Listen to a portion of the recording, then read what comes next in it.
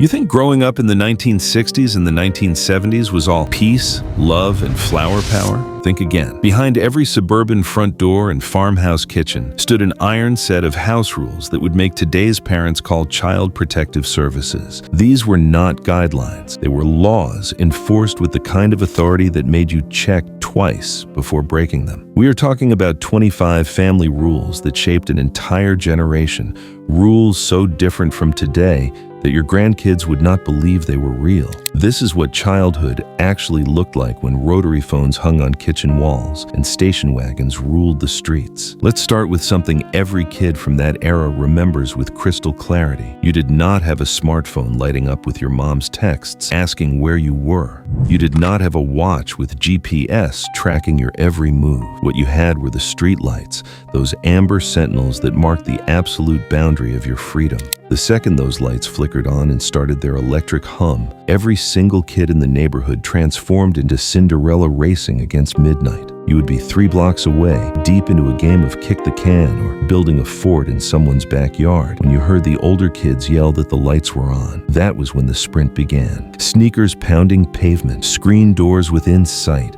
lungs burning as you pushed to make it home before those lights reached full brightness. The entire neighborhood would empty in minutes, kids scattering in every direction toward their respective houses, like someone had fired a starting gun in reverse. Walking through the front door after the street lights were fully blazing meant you were grounded. No negotiation, no excuses about losing track of time or not having a watch. The lights were your clock, your alarm, your absolute deadline. Parents did not have to track your phone location or call around to friends' houses. They just looked out the window at the streetlights and knew exactly whether you had made it home on time. Your best friend's mom did not need to text your mom about where you were. Everyone operated on the same system, the same unspoken neighborhood agreement that when those lights came on, childhood freedom ended for the day. But getting home was just the beginning of navigating the strange world inside your house. Walk into any living room in the 60s or 70s and you would find a piece of technology that absolutely dominated family life: the television. Except there was only one television per household, and Dad controlled it like a military general commanding his troops. Kids were the original voice-activated remote control. Dad would settle into his recliner after dinner, newspaper in one hand, and without looking up, he would bark out commands.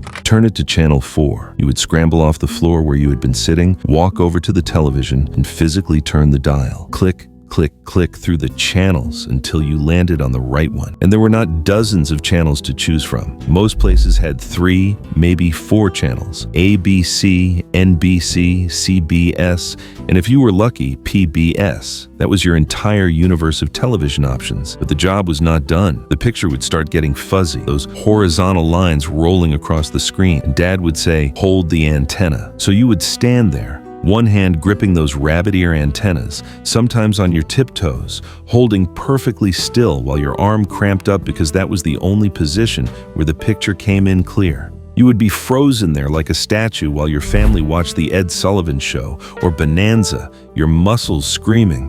But you did not dare move because the picture would dissolve into static snow the second you shifted position. Sometimes you would stand there for an entire half-hour show, your arm going numb, while everyone else enjoyed the program in comfort. Now, if you needed to sit down, there was technically a living room with furniture built specifically for that purpose. But here's the thing, you were never actually allowed to use it. Nearly every house had one room that existed in a state of perpetual readiness for company that never seemed to arrive. The fancy living room, the good room, the museum where childhood went to die. Those couches were not covered in comfortable fabric. They were wrapped in thick, clear plastic slipcovers. It stuck to your bare legs in summer, like you had sat on flypaper. The carpet had permanent vacuum lines that could not be disturbed.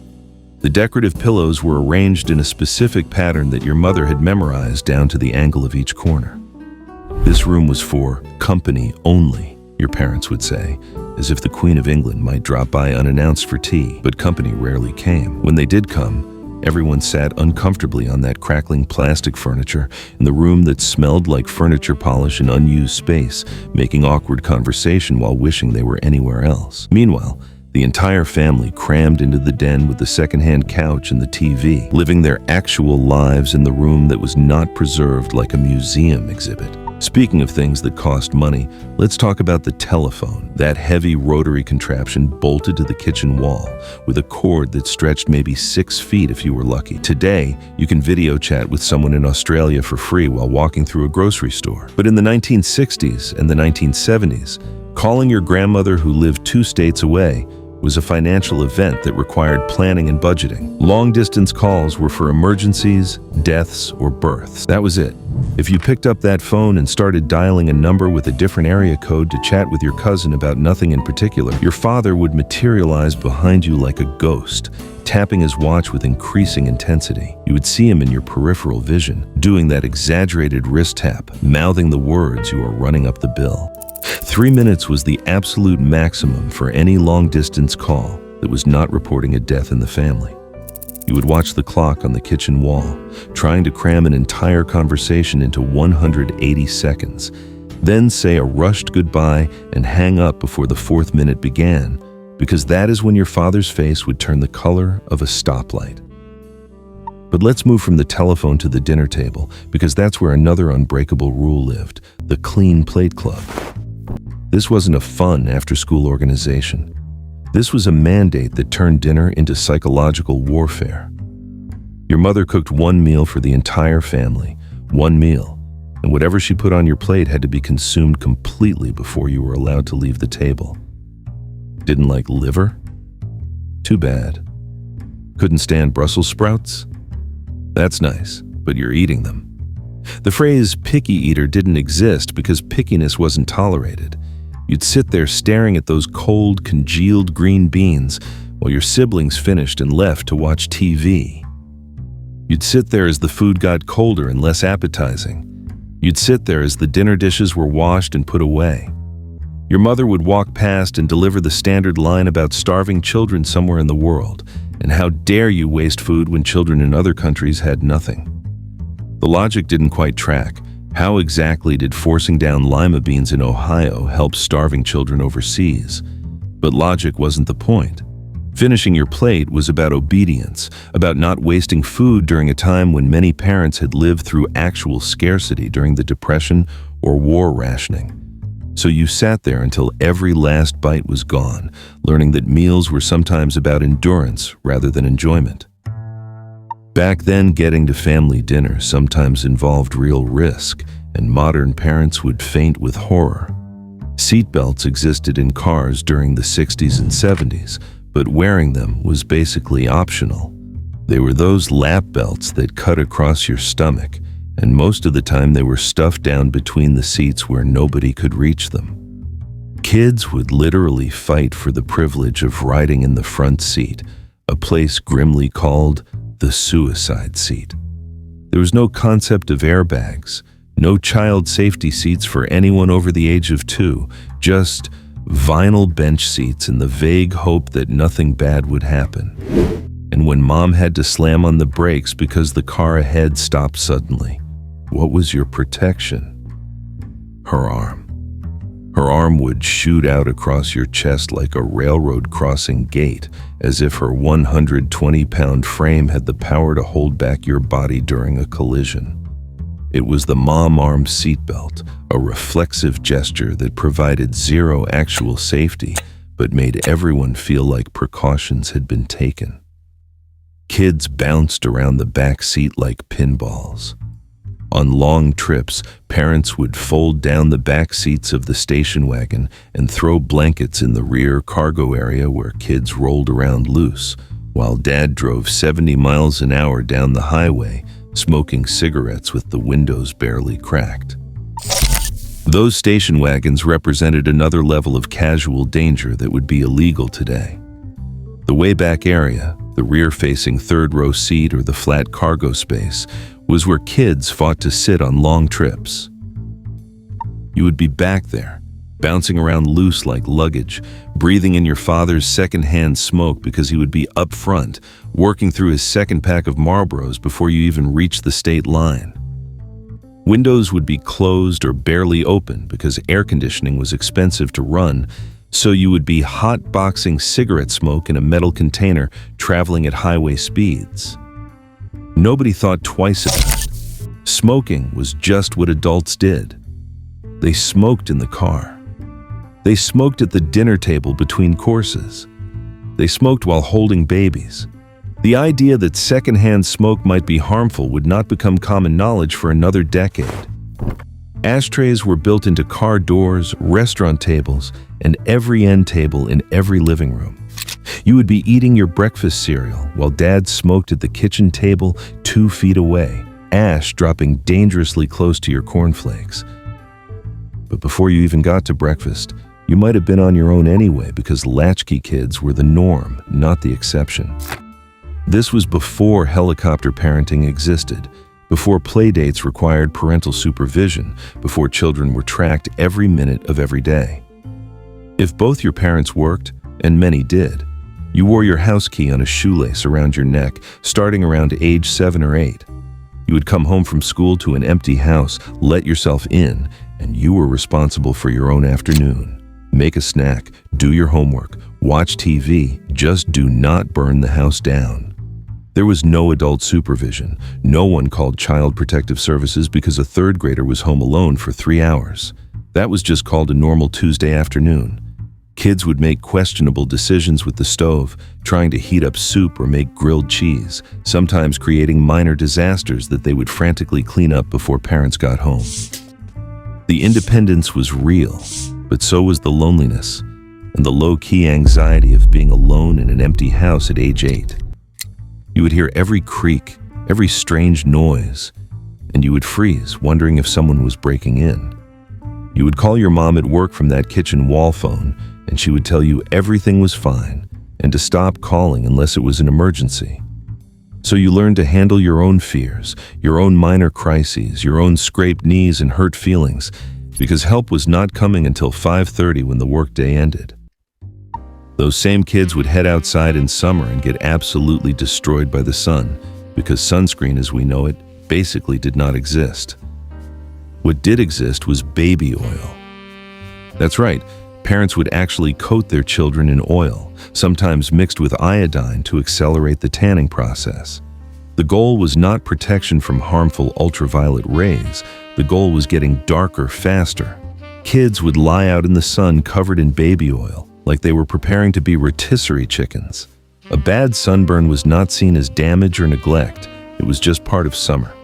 You would burn so badly that your skin would bubble and peel off in sheets, and the solution was a spray can of solar cane that provided a moment of cooling relief before you went right back outside to burn again the next day. The smell of solar cane mixed with coconut-scented baby oil was the official fragrance of summer in the 70s. Skin cancer prevention was not on anyone's radar. Getting tan was the objective, and the darker, the better. Meanwhile, toys during this era were designed with what can only be described as cheerful negligence toward child safety. Remember lawn darts, also called jarts. These were weighted metal spikes with plastic fins that you threw high into the air toward a target ring on the ground. They were essentially medieval weapons marketed to children. They could and did cause serious injuries when they came down and struck someone in the head, yet families had them in every garage for backyard games. The darts weighed about 1 pound each, and when thrown high enough, they came down with enough force to stick into hard ground. Imagine one of those hitting a child's skull. It happened multiple times until they were finally banned in the late 1980s. Then there were clackers, those acrylic balls on strings that you smashed together to make clicking noises. Hit them hard enough and they would shatter into glass-sharp shards, sending fragments flying toward young faces. Children would compete to see who could clack them fastest and hardest, basically guaranteeing eventual injury. Chemistry sets came with actual dangerous chemicals, not the watered-down safe versions of today. Children could buy substances that would definitely be on a watch list now. You could create real explosions, toxic fumes. Things that would get a school evacuated today were just Tuesday afternoon fun in someone's basement. The general attitude was that if you got hurt, you learned a lesson. The warning label on most dangerous toys was essentially, "Do not bleed on the carpet." But perhaps the most shocking norm from this era was hitchhiking. Today, picking up a stranger or accepting a ride from one is presented to children as the beginning of every crime show episode. But in the 60s and 70s, hitchhiking was considered a legitimate form of transportation, especially for teenagers and young adults. You would see kids standing on the side of the road with their thumbs out, trying to catch a ride to the beach, the mall, or a friend's house across town. And people would stop and pick them up, complete strangers, because there was this baseline assumption that most people were trustworthy and communities looked out for each other. Obviously, this was wildly dangerous, and plenty of terrible things did happen. But at the time, it was normalized to the point where parents would sometimes suggest their teenagers hitchhike if they needed to get somewhere and the family car was not available. The risk assessment was just completely different. People genuinely believed their small town or neighborhood was safe enough that this was acceptable, even though statistically they were wrong more often than they wanted to admit. Let's shift back inside the house for a moment, because the rules there were just as rigid, particularly around the concept that children were seen and not heard. If adults were having a conversation in the living room, children did not participate. You did not interrupt. You did not inject your opinions. You did not even make eye contact unless directly addressed. You sat on the floor or on the stairs, playing quietly with whatever toys you had brought, acting like furniture until the adults were done talking. The idea that children's thoughts and feelings mattered in adult conversations was basically non-existent. Parents made decisions, and children obeyed those decisions without question or input. It created a rigid hierarchy where adult authority was absolute and unchallengeable. Talking back or questioning a parental decision was grounds for serious punishment. You learned early that your role was to listen, obey, and keep your mouth shut until you were old enough to have opinions that mattered. This attitude extended to what you wore, particularly for formal occasions. Jeans were for playing outside. They were work clothes, farm clothes, clothes you got dirty. You absolutely did not wear jeans to church, on an airplane, or anywhere that required looking presentable. Boys wore suits and ties. Girls wore dresses that were usually uncomfortable and itchy. If your family was traveling by plane, which was rare and expensive, everyone dressed up as if they were going to a job interview. Men wore jackets and ties. Women wore their best dresses and heels. Children were miniature versions of their formally dressed parents. Flying was such a special event that people wore their Sunday best just to sit and coach. The reason was partly that air travel was considered special and glamorous, but also because standards of public appearance were just stricter. You did not leave the house looking sloppy. You represented your family, and your appearance reflected on them. Coming home from school meant immediately changing out of school clothes into play clothes so you did not ruin the good outfits. Clothes were expensive, they needed to last, and you protected them by having designated outfits for different activities. Your mother would inspect you before you left for church, adjusting your collar, straightening your tie, and making sure every hair was in place, because how you looked reflected on the entire family. Another aspect of home life that created constant tension was the thermostat, or rather the absolute prohibition against touching the thermostat. Fathers treated that dial like it controlled nuclear missiles rather than the furnace. If you were cold in winter, the solution was never to turn up the heat. The solution was to put on a sweater, then another sweater, then maybe a third sweater. Heat cost money, and money did not grow on trees, as your father would remind you while wearing his own sweater inside the house. In summer, air conditioning was similarly rationed. The AC might be turned on during the most brutal heat waves, but only set to a temperature that provided minimal relief. The house would still be warm, just slightly less unbearable than outside. Opening windows was free, fans were tolerable, but actually cooling the house to a comfortable temperature was seen as wasteful and expensive. Kids learned not to even ask about adjusting the thermostat, because the answer was always no, delivered with increasing irritation if you dared ask more than once. Boredom was another thing you learned never to mention. If you made the catastrophic mistake of saying "I'm bored" within earshot of a parent, you'd immediately regret it. Parents were not entertainers, and they were not cruise directors responsible for filling your day with activities and stimulation. If you couldn't figure out how to occupy yourself, your parent would helpfully provide occupation in the form of chores. Suddenly, you would be scrubbing the bathroom, pulling weeds, cleaning out the garage, or doing any number of tasks that made you wish you had kept your boredom to yourself. This created kids who became incredibly resourceful at finding their own entertainment. You would stare at cracks in the ceiling, making up stories. You would go outside and poke sticks in anthills. You would read books you had already read 5 times. Anything was better than admitting boredom and receiving a lecture about how kids in previous generations did not need constant entertainment, and neither did you. The kitchen operated under similarly strict rules, especially around meals. Your mother cooked one dinner. Everyone ate the same thing. There was no kids' menu where picky children got chicken nuggets while adults ate pot roast. If the family was having meatloaf, green beans, and mashed potatoes, that is what you ate too. If you did not want it, you were welcome to skip the meal and go to bed hungry.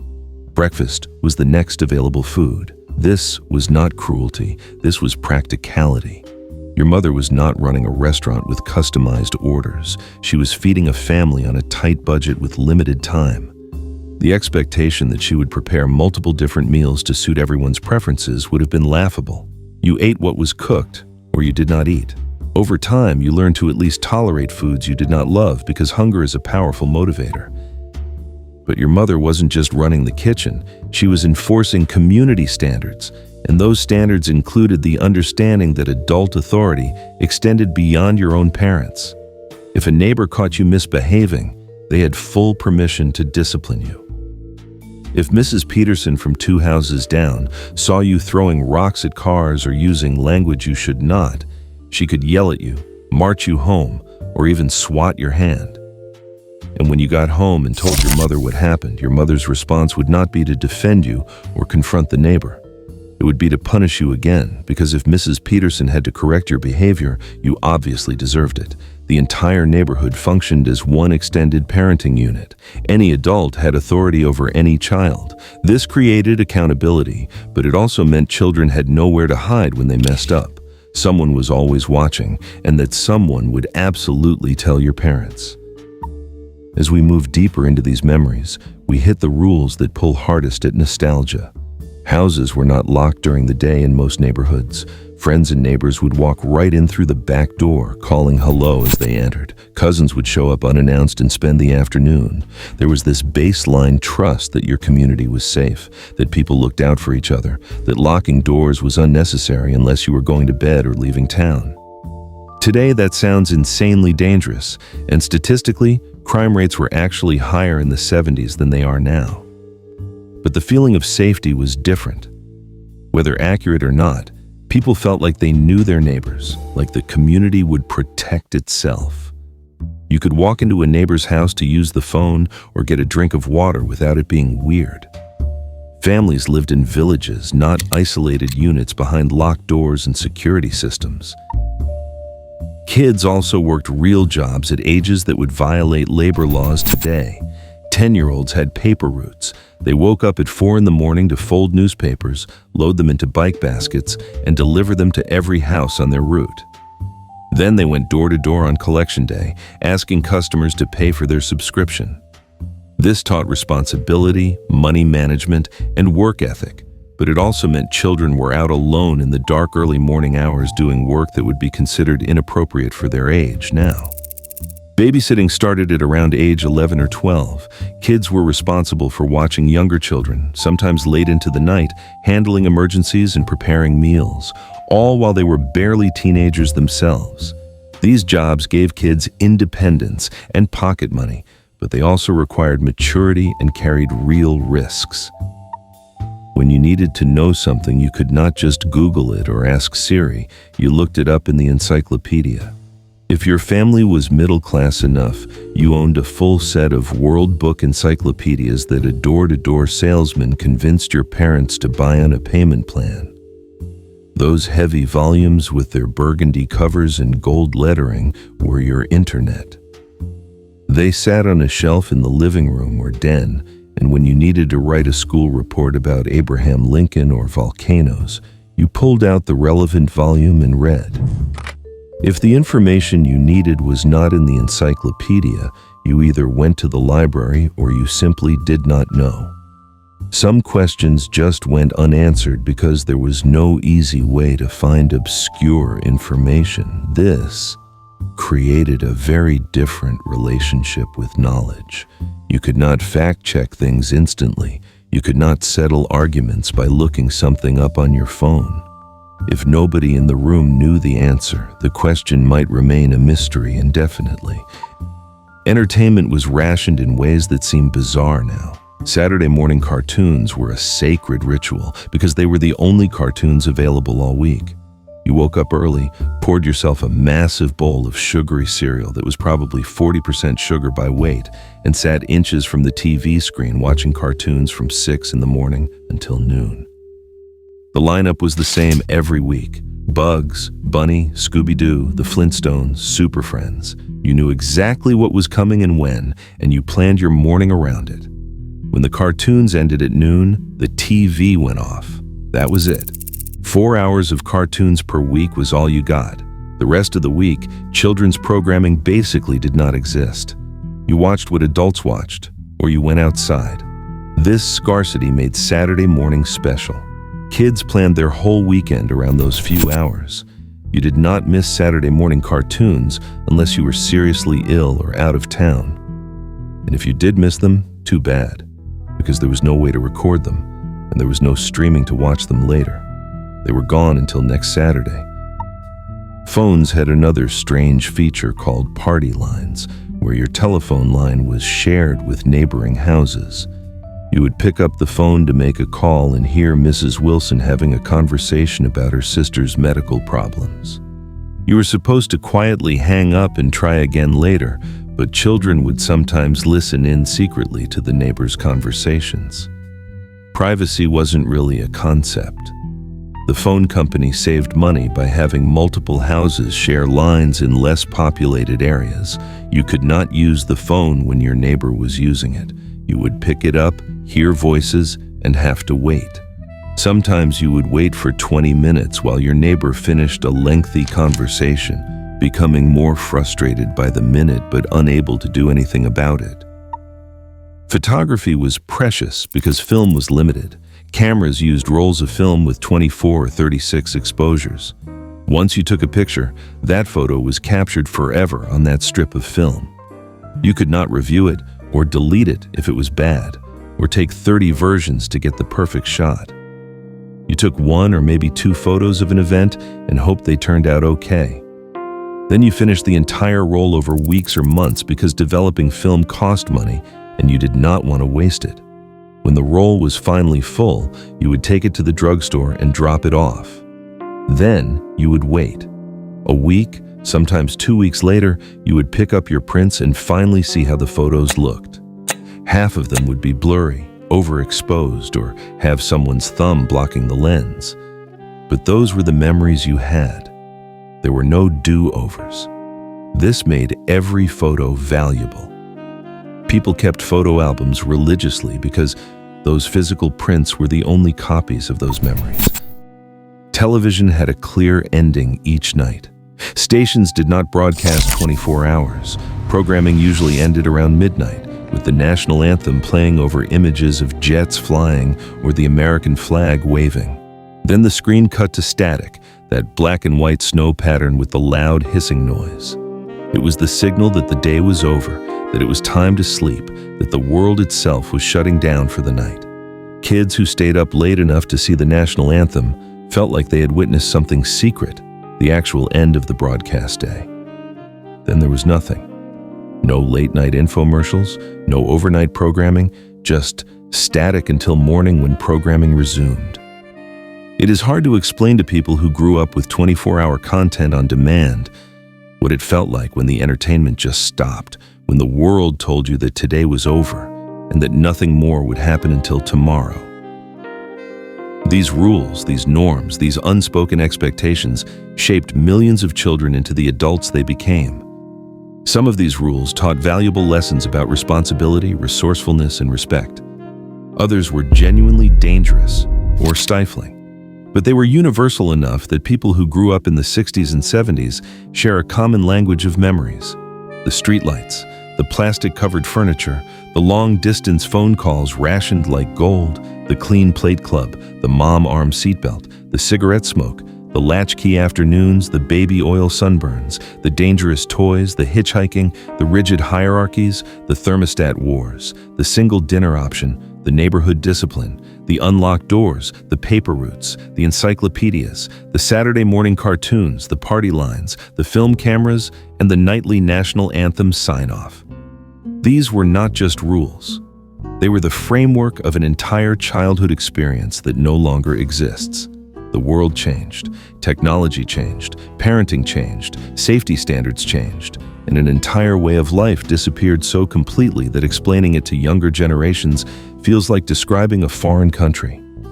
But for those who lived it, these memories remain sharp and specific, proof that surviving childhood in the 60s and 70s required skills and resilience that later generations would never need to develop.